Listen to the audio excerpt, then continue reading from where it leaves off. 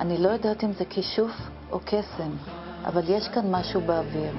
משהו שגרם להורדוס, רוטשילד, ויצמן, אנשים שעשו היסטוריה ובחרו בקיסריה. זה עדיין כאן באוויר, הקסם הזה של קיסריה. נתקלתי בו שוב כשהתחלתי להכין את הסרט על הרחבת בית הכנסת. גיליתי שלפניי לא רק מבנה, אלא קהילה מאוחדת, מיוחדת, מעוררת השראה. לפני שנים ישבו יחד ראשוני המקימים, התורמים, החלוצים שלנו, והעלו בחזונם בית כנסת שיהיה מרכז, שיהיה פתוח לכל העדות, לכל התרבויות, לכל עם ישראל. לא פלא שעכשיו 2 עשורים אחרי הקמתו, הקהילה התרחבה, והרחבתו הייתה הצעד הטבעי הבא.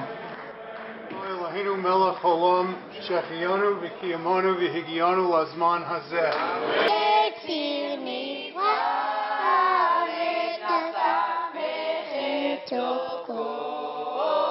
זה ממש מביא זיכרונות. כשאני הגעתי לקיסריה ב-91 התפללנו בבית כנסת קטן, שזה היה חדר באיפה שהספא נמצא היום.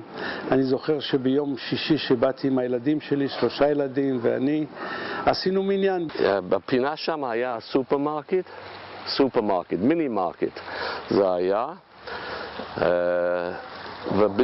ותכף פה על יד זה היה החדר של הבית כנסת, זה היה כתוב מעל זה בית כנסת, ולפעמים ביום נוראים לא היה מניין, ואנחנו היינו צריכים להגיד לאנשים לא לצאת מהבית כנסת, בגלל אם הם יצאו אז לא היה מניין. זה היה נחמד, אבל ב-92 אנחנו עברנו למקום החדש. שביום כיפור היינו מגיעים להתפלל, ובשעה 9, 9:30, פתאום מתחילה הזעקה, ומלווה אותנו למהלך כל יום כיפור, ואין לנו גוי של שבת, אין לנו גוי של יום כיפור, וככה אנחנו מתפללים. הזעקה של הקאנטרי, ואנחנו מתפללים במקביל. ובסוף התרגלנו להתפלל עם הזעקות.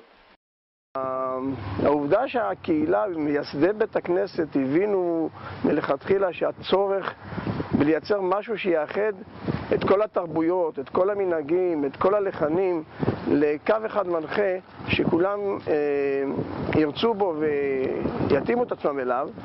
זה דבר שאנחנו לא נמצא, אני חושב, בשום מקום אחר בעולם. אם אני הולך חזרה לתפילות שלנו בחדר על יד הספא, שם התפילה הייתה אשכנזית. ושעברנו לבית כנסת עשינו החלטה, זה היה דוקטור שרביט, זה היה ג'פרי פרידלנד וזה אני, והחלטנו אז לקחת את נוסח רינת ישראל ולעשות את זה כנוסח של הבית כנסת, ולזה עם הזמנים הוספנו את הלחנים של של ספרדים, אשכנזים, ותערובת כזאת שמקובלת על כולם וכולם אוהבים את זה.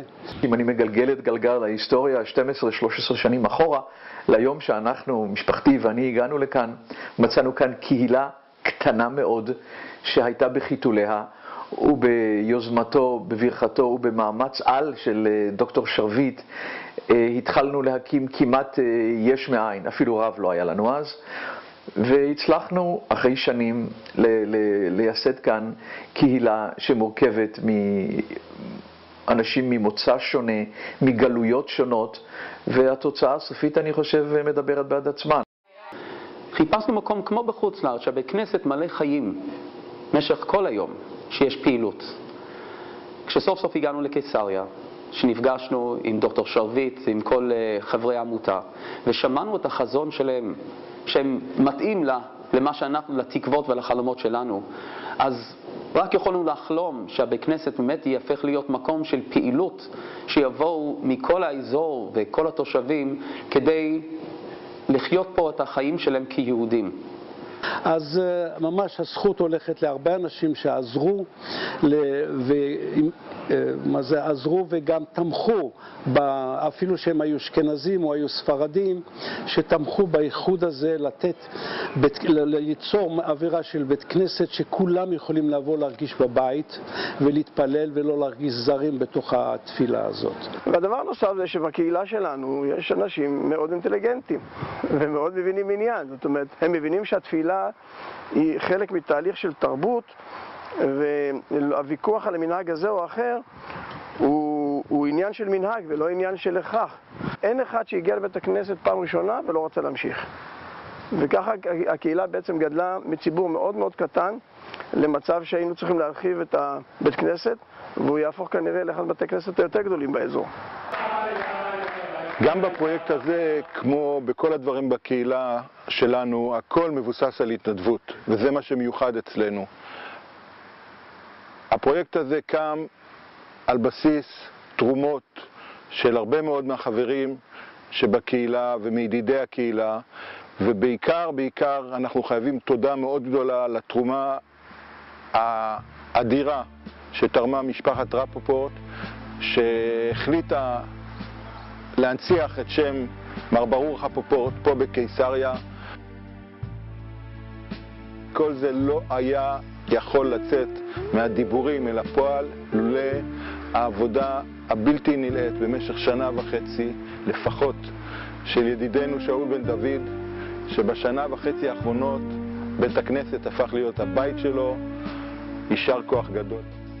ואנחנו נדאג שהבניין הזה יהיה מלא בפעילות של יהדות ארץ ישראל, תרבות, לתועלתם ולשימושם של כל תושבי קיסריה ואולי אפילו האזור, ובאמת בית הכנסת, אם ירצה השם, יהפוך להיות הלב של קיסריה.